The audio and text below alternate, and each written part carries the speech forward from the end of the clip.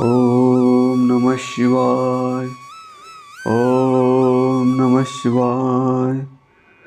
सज्जन हो, शिव पुराण पढ़ने से मनुष्य को मनोवांछित फल मिलता है और मनुष्य निष्पाप हो जाता है। उसे सभी सुखों का उपभोग मिलता है। सज्जन हो, शिव पुराण का लाभ होने के लिए ये कथा लास्ट तक सुनिए और आगे वाली कथा सुनने के लिए चैनल को सब्सक्राइब कीजिए। तो शुरू करते हैं महान शिव पुराण। ओम नमः शिवाय। ओम नमः शिवाय। अध्याय 10वां, प्रणव एवं पंचाक्षर मंत्र की महत्ता। ब्रह्मा और विष्णु ने पूछा, प्रभु, सृष्टि आदि 5 कृत्यों के लक्षण क्या है, यह हम दोनों को बताइए। भगवान शिव बोले, मेरे कर्तव्यों को समझना अत्यंत गहन है, तथापि मैं कृपापूर्वक तुम्हें बता रहा हूँ। सृष्टि, पालन, संहार, तिरोभाव और अनुग्रह मेरे जगत संबंधी 5 कार्य है जो नित्य सिद्ध है। संसार की रचना का आरंभ सृष्टि कहलाता है। मुझसे पालित होकर सृष्टि का सुस्थिर रहना उसका पालन है। उसका विनाश ही संहार है। प्राणों के उत्क्रमण को तिरोभाव कहते हैं।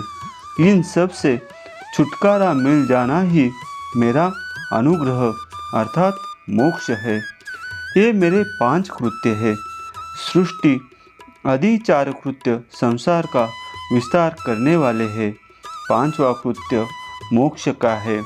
मेरे भक्तजन इन 5 कार्यों को 5 भूतों में देखते हैं।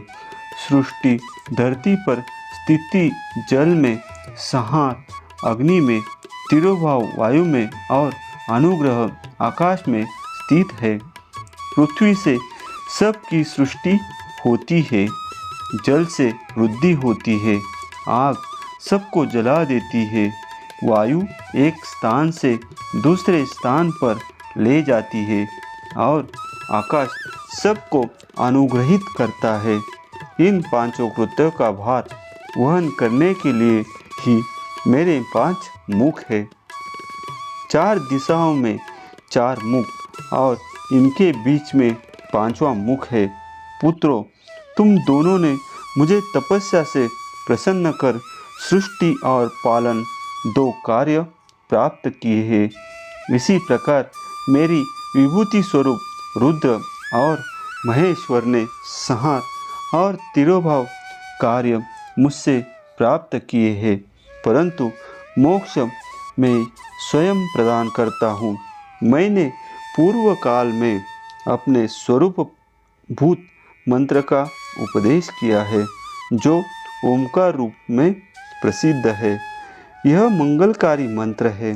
सर्वप्रथम मेरे मुख से ओमकार यानी कि ओम प्रकट हुआ, जो मेरे स्वरूप का बोध कराता है। इसका स्मरण निरंतर करने से मेरा ही सदा स्मरण होता है। मेरे उत्तरवर्ती मुख से अकार का, पश्चिम मुख से उकार का, दक्षिण मुख से मकार का, पूर्ववर्ती मुख से बिंदु का तथा मध्यवर्ती मुख से नाद का प्रकटीकरण हुआ है। इस प्रकार इन 5 अवयवों से ओमकार का विस्तार हुआ है। इन 5 अवयवों के एकाकार होने पर प्रणव ओम नामक अक्षर उत्पन्न हुआ। जगत में उत्पन्न सभी स्त्री पुरुष इस प्रणव मंत्र में व्याप्त है। यह मंत्र शिव शक्ति दोनों का बोधक है। इसी से पंचाक्षर मंत्र ओम नमः शिवाय की उत्पत्ति हुई है। यह मेरे साकार रूप का बोधक है। इस पंचाक्षर मंत्र से मातृ का वर्ण प्रकट हुए हैं, जो 5 भेद वाले हैं। इसी से शिरोमंत्र सहित त्रिपदा गायत्री का प्राकट्य हुआ है। इस गायत्री से संपूर्ण वेद प्रकट हुए और उन वेदों से करोड़ों मंत्र निकले हैं। उन मंत्रों से विभिन्न कार्यों की सिद्धि होती है। इस पंचाक्षर प्रणव मंत्र से सभी मनोरथ पूर्ण होते हैं। इस मंत्र से भोग और मोक्ष दोनों प्राप्त होते हैं। नंदिकेश्वर कहते हैं, जगदम्बा उमा गौरी पार्वती के साथ बैठे महादेव ने उत्तरवर्ती मुख बैठे ब्रह्मा और विष्णु को पर्दा करने वाले अस्त्र से आच्छादित कर उसके मस्तक पर अपना हाथ रखकर धीरे धीरे उच्चारण कर उन्हें उत्तम मंत्र का उपदेश दिया। 3 बार मंत्र का उच्चारण करके भगवान शिव ने उन्हें शिष्यों के रूप में दीक्षा दी। गुरु दक्षिणा के रूप में दोनों ने अपने आप को समर्पित करते हुए दोनों हाथ जोड़कर उनके समीप खड़े हो जगत गुरु भगवान शिव की इस प्रकार स्तुति करने लगे। ब्रह्मा विष्णु बोले, प्रभु, आपके साकार और निराकार 2 रूप है।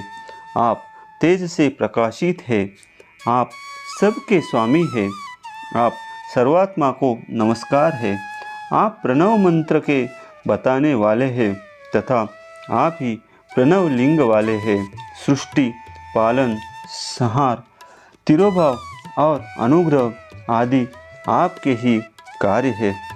आपके 5 मुख है, आप ही परमेश्वर है, आप सबकी आत्मा है, ब्रह्म है, आपके गुण और शक्तियाँ अनंत है। हम आपको नमस्कार करते हैं। इन पंक्तियों से स्तुति करते हुए गुरु महेश्वर को प्रसन्न कर ब्रह्मा और विष्णु ने उनके चरणों में प्रणाम किया। महेश्वर बोले, आद्रा नक्षत्र में चतुर्दशी को यदि इस प्रणव मंत्र का जप किया जाए तो यह अक्षय फल देने वाला है। सूर्य की संक्रांति में महा आद्रा नक्षत्र में 1 बार किया प्रणव जप करोड़ों गुना जप का फल देता है। मृगशिरा नक्षत्र का अंतिम भाग तथा पुनर्वसु का शुरू का भाग पूजा, होम और तर्पण के लिए सदा आद्रा के समान ही है।